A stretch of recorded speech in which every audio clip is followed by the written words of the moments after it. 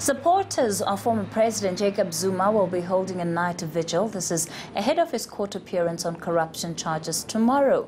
eNCA reporter Samkele Maseko is in Durban for us tonight. Samkele, you're at this night vigil which has been called, but is there any attendance and who are the people there?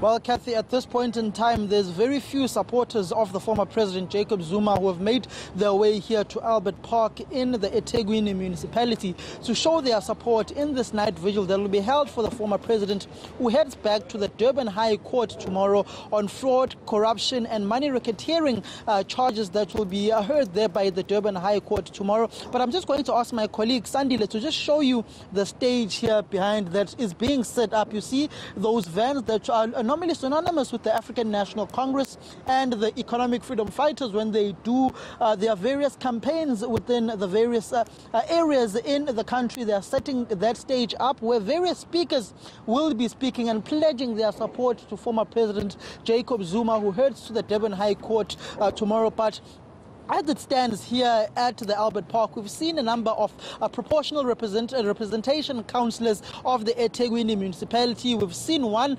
SUV with blue lights. It's not yet sure whether it's an MEC or a mayor of some sort here within the province of KwaZulu-Natal. But we've seen some PR councillors within the eThekwini municipality and other supporters of former President Jacob Zuma coming from all parts of the province, such as Richards Bay in the Musa Zadla region.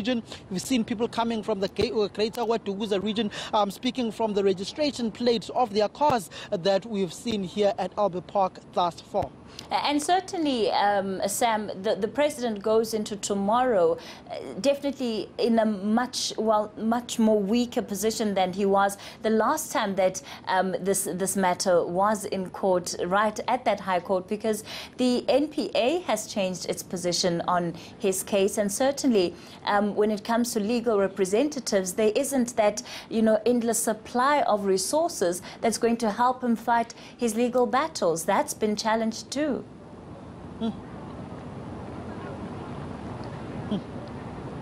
Yes, Kathy, the former president is facing a legal warfare.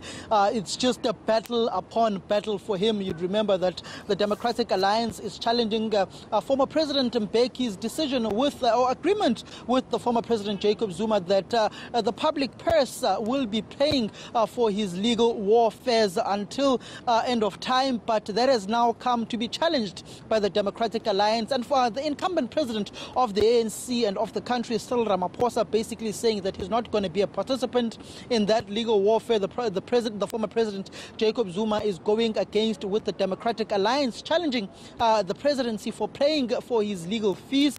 So Cyril Ramaphosa just saying that he will abide by the decisions of any court should they decide that the state must cease to pay the legal fees of the former president, and he has to pay off his own pocket. So it's going to be interesting on how he tackles that issue, judging that he's also facing a lot of political backlash within the tripartite alliance. Remember that statement coming from the South African Communist Party General Secretary Bladen Nzimande last week, saying that they suspect that the former President Jacob Zuma has a hand in dividing the African National Congress in the province and also forming a breakaway party. He came out guns blazing yesterday, threatening those parties such as the SACP, saying they must refrain from speaking about him and he must not be provoked, because if he is provoked, he will speak out and it won't be nice.